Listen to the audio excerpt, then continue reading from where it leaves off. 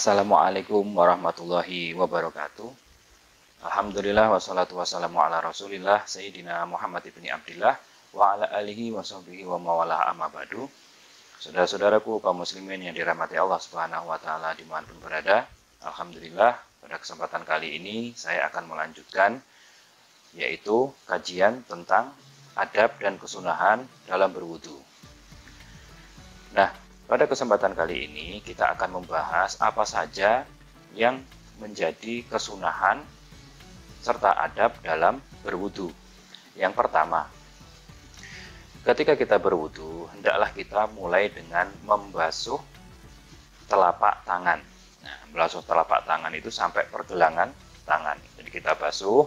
Nah, kemudian setelah kita membasuh telapak tangan tersebut, kita ketika mulai membasuh anggota yang lain itu dimulai dari sebelah kanan.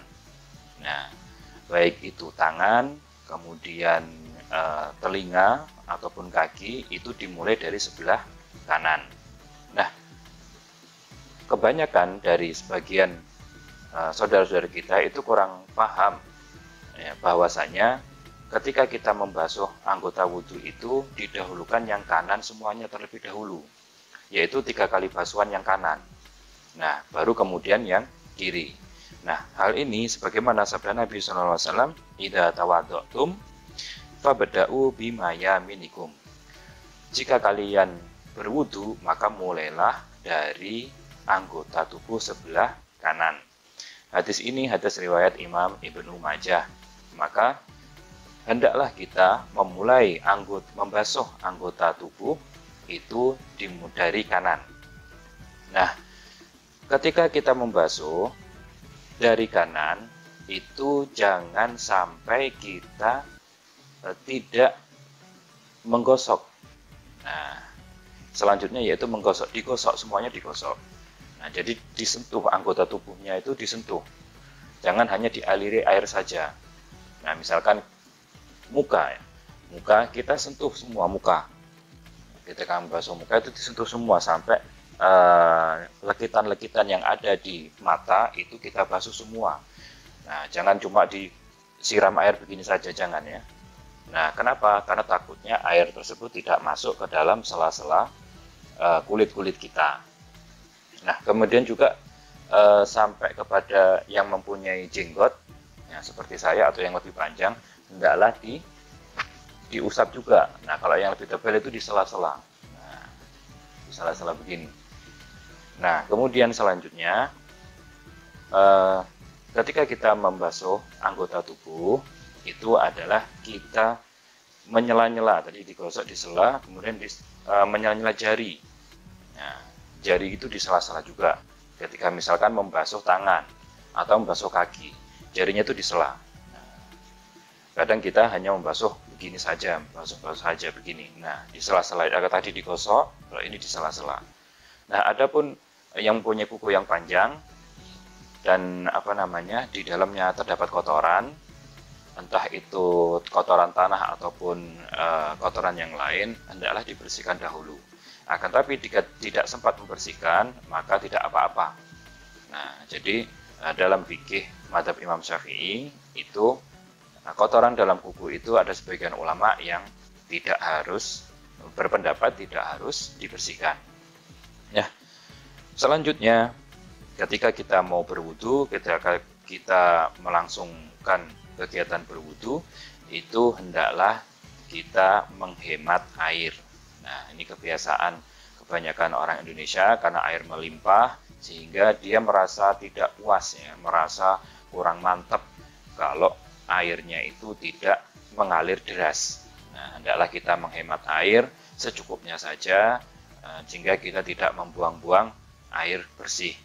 Nah, kemudian selanjutnya ketika kita berwudu hendaklah memulai basuhan itu dari ujung anggota tubuh kita. Nah, ini kebiasaan orang Indonesia juga ya, teman-teman, saudara-saudaraku juga yang lain. Itu memulai membasuhnya itu dari pangkal, bukan dari ujungnya, tapi dari pangkal. Misalkan kita membasuh muka, jadi kita kalau dari ujung ya begini. Atau misalkan kita membasuh tangan. Nah, di sini ada keran. Itu bukan dari sini kemudian berjalan ke sini, tidak. Akan tapi misalkan ini keran dari ujung jari ke siku. Dari ujung jari ke siku. Bahkan orang Indonesia itu banyak juga yang wudhu itu hanya dialir-aliri gini saja. Nah, walaupun itu juga tidak apa-apa, karena selama tidak ada kotoran yang menghalangi air ya, ada segala sesuatu yang menghalangi air menempel ke kulit, tapi hendaklah lebih baik kita memulai membasuh itu dari ujung anggota tubuh kita, baik kaki, tangan, rambut, juga dari ujung rambut ini, bukan dari belakang.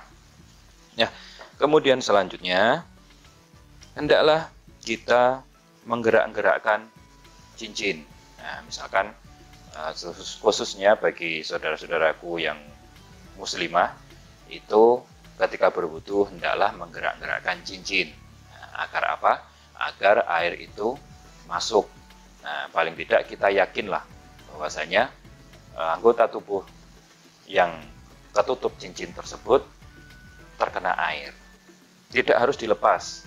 Karena apa? Mungkin kalau dilepas nanti beresiko cincinnya hilang, lupa naruh dan lain sebagainya, maka cukup digerak-gerakkan saja.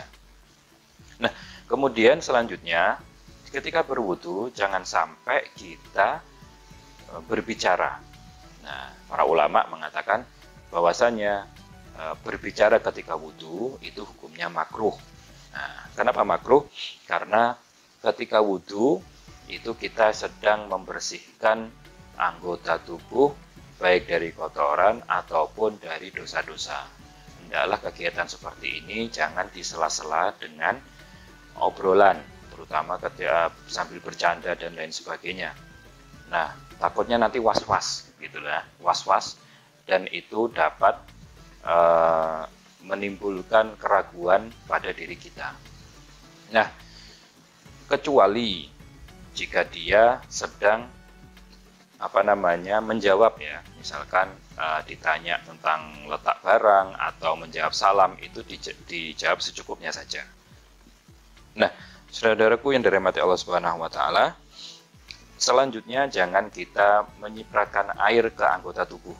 Nah, menyipratkan air kemudian ke muka misalkan, atau menyipratkan ke anggota tubuh seperti tangan dan kaki, jangan sampai kita menyipratkan air, karena apa? Dapat mengganggu saudara kita yang lain, ataupun nanti bisa airnya kemana-mana sehingga tidak baik jika kita berwudu tapi malah basahnya kemana-mana.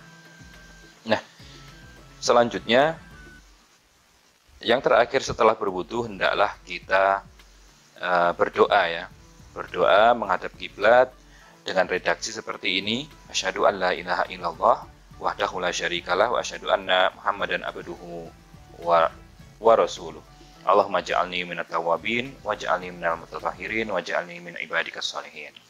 Kemudian selanjutnya sebagaimana sabda Nabi SAW, ketika wudhu jangan diusahakan kita sholat sunnah setelah wudhu, berdasarkan hadis riwayat Imam Muslim, barang siapa yang berwudhu kemudian dia memperbagus wudhunya, kemudian dia sholat menghadap Allah Subhanahu wa taala, maka wajib baginya surga.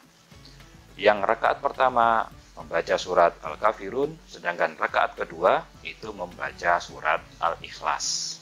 Nah, kemudian ada yang bertanya juga bagaimana tentang membasuh atau ngelap bekas air bekas wudhu. Para ulama itu menyarankan bekas wudhu itu jangan dilap atau dihanduki, walaupun Nabi sendiri pernah melakukan seperti itu, yaitu pernah meminta lap atau handuk ya untuk membersihkan airnya, tapi para ulama mending kita jangan mengelap hasil atau bekas wudhu, air bekas wudhu kita yang sudah kita kerjakan. Nah, demikian yang dapat saya sampaikan pada kesempatan kali ini. Ingat, ini adalah tips untuk membantu kita memperbaiki wudhu kita, dan bagi saudara-saudaraku yang belum mampu untuk untuk melakukan ini semuanya hendaknya dilakukan sedikit demi sedikit, yang nanti akan menjadi kebiasaan dan insya Allah untuk kita mendekati sempurna. Semoga bermanfaat. Wassalamualaikum warahmatullahi wabarakatuh.